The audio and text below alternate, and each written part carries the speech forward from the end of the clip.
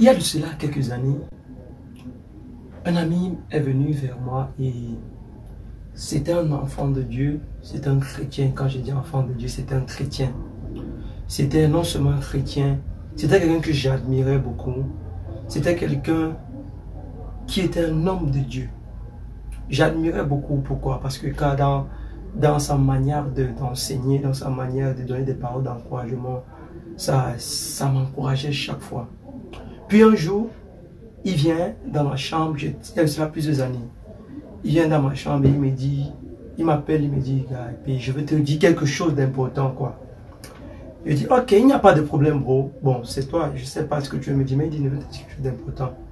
Il a commencé à me dire, gars, est-ce que tu sais que je lutte encore avec la pornographie, surtout la masturbation.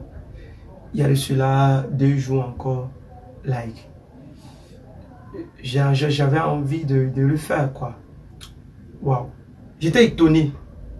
Et je disais, hein, gars, bon, pour moi, j'étais like. Il me dit, et non seulement, je ne peux pas venir devant les gens et leur parler de la sanctification, je ne peux pas venir devant les gens et leur parler de lutter contre ça, parce que moi-même, je vis dedans. C'est difficile pour moi de sortir de là. Et j'ai commencé à pleurer et je regardais le frère et je disais, gars, moi je suis sorti de là il y a de cela plusieurs années. Et voici des choses qui m'ont permis de sortir. Et il me disait, ça l'empêche d'enseigner, quoi. Il veut se renfermer. Et c'est comme ça que je lui ai donné ce que j'ai fait. Et ça m'a fait sortir de la masturbation et la pornographie. Sur ce, moi je veux vraiment vous dire ces choses-là. Ces choses-là qui m'ont fait sortir de la masturbation et de la pornographie. Sur ce, restez jusqu'à la fin pour écouter les secrets, pour écouter ce que j'ai appris, ce que j'ai appliqué et comment je suis sorti.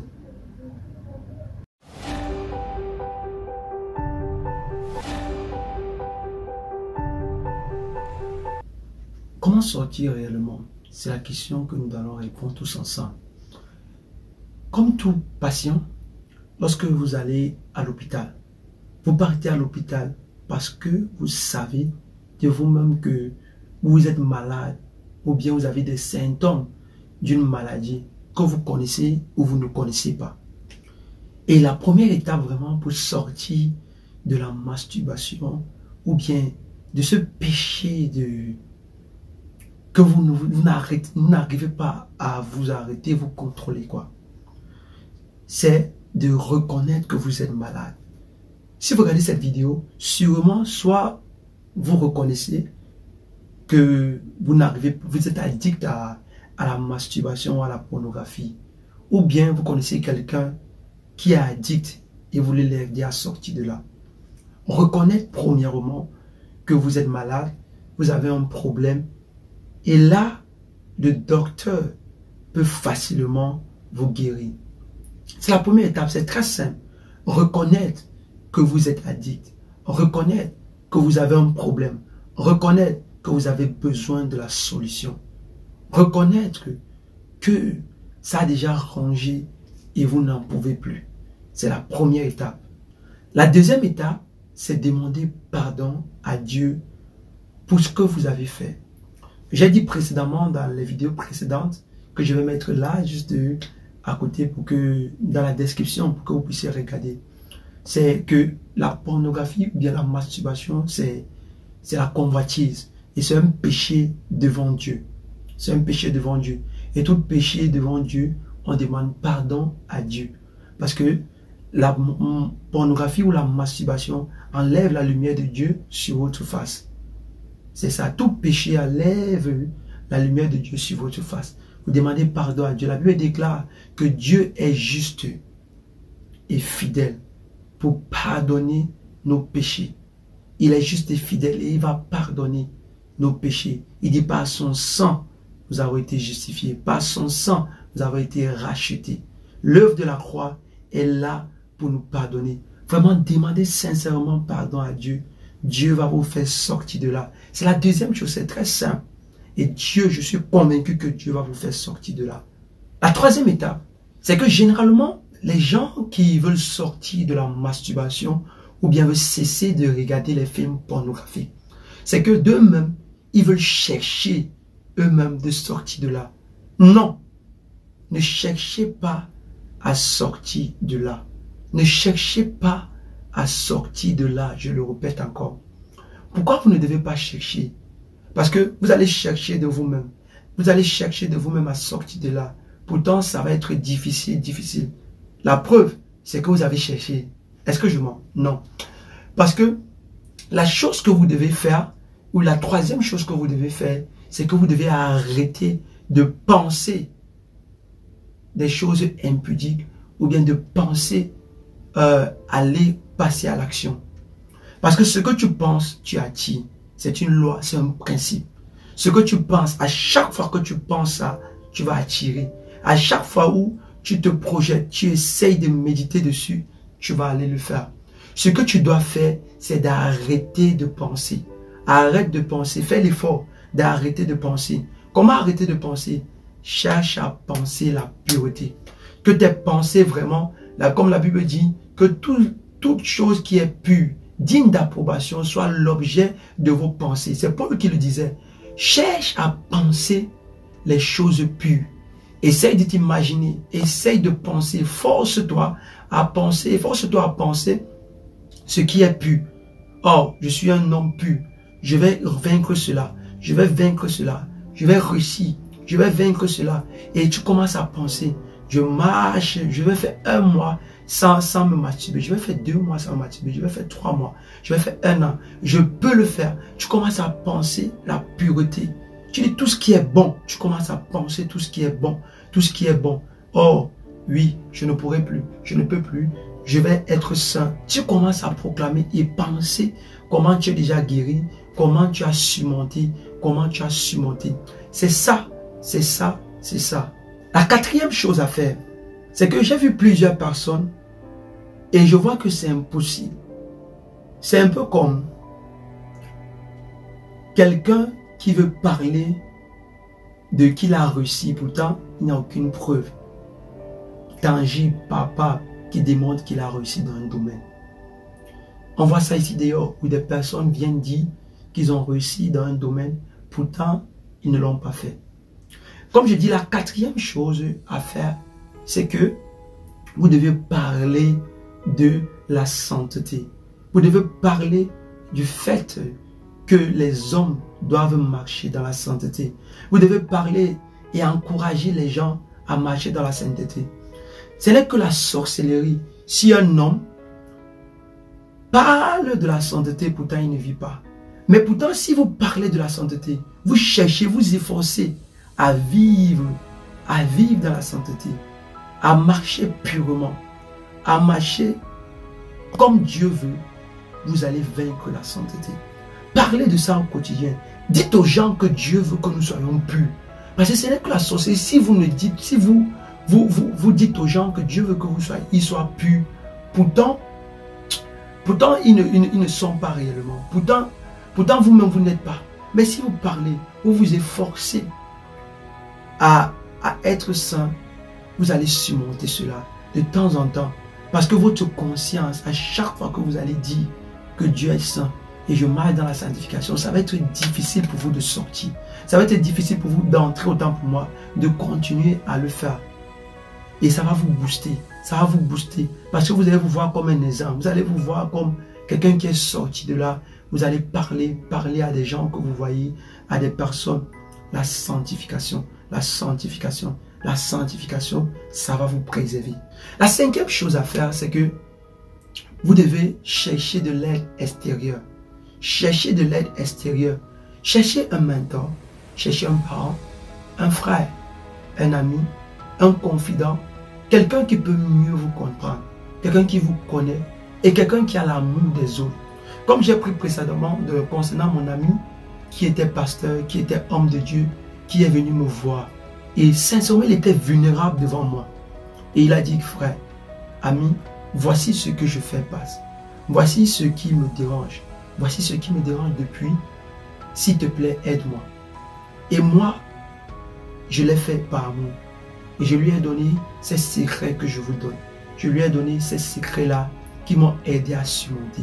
Cherchez quelqu'un. Votre pasteur vraiment peut vous aider. Votre mentor, quelqu'un de confident. Vraiment quelqu'un que Dieu va vous mettre à cœur d'aller voir. L'aide extérieure ne peut pas vous donner subitement la formule magique, mais peut vous soutenir dans cette étape de guérison, dans cette étape de restauration. Cherchez quelqu'un de bien et de bon. Voilà. Ceci, le sixième point ici que je vais vous montrer, c'est que cherchez de vous-même à être discipliné. Soyez discipliné. Disciplinez-vous. La Bible dit que si c'est que c'est ta main qui est pour toi une occasion de chute, coupe-la. La Bible dit si c'est ta main qui est pour toi une occasion de chute, coupe-la. Vaut mieux arriver au ciel avec une main coupée et avec un bras que de ne pas y aller. Vaut mieux pour vous de sortir maintenant avec une main que de ne jamais sortir. Si c'est votre téléphone, vous savez que à chaque fois que vous avez Internet, c'est votre téléphone qui vous empêche. Je connais quelqu'un qui a pris sur lui de ne plus acheter des téléphones Android parce qu'il savait que c'était pour lui une occasion de chute. Pendant un temps, je crois pendant une année ou bien 8 mois si je me rappelle bien, il n'avait pas d'Android, il n'avait pas d'iPhone, il n'avait pas de grand téléphone. Il est rentré sur les petits téléphones que nous avions, les petits téléphones qui ne sont pas Android. Pourquoi? Parce qu'il savait que s'il avait l'Android, ça allait le pousser à chercher des choses sur Internet et tout. C'est pour vous, c'est votre téléphone. Il y a maintenant des applications. Je crois qu'il y a maintenant des applications qui peuvent vous permettre de bloquer tout site impur, tout site que vous ne voulez plus regarder. Vous pouvez bloquer. Il y a des applications qui vous empêchent même de passer un certain nombre de temps sur Android, sur Internet. Cherchez ces applications sur Play Store. Je crois que je vais mettre ces applications dans la barre de description. Téléchargez-les, bloquez. Faites l'effort de vous-même. Faites l'effort. Identifiez ce qui vous empêche de rester sans le faire, sans passer à l'acte. Identifiez ces choses-là. Si c'est votre laptop, supprimez des choses impures. Supprimez-les. Supprimez des vidéos impures. Évitez de rester autour des gens. Évitez. Moi-même, ça m'arrivait à chaque fois que j'étais autour des personnes qui parlaient de l'impudicité, qui parlaient du fait que du sexe et tout, ça allait me pousser. Parce que ça va créer en moi cette envie et je vais aller me masturber. Jamais.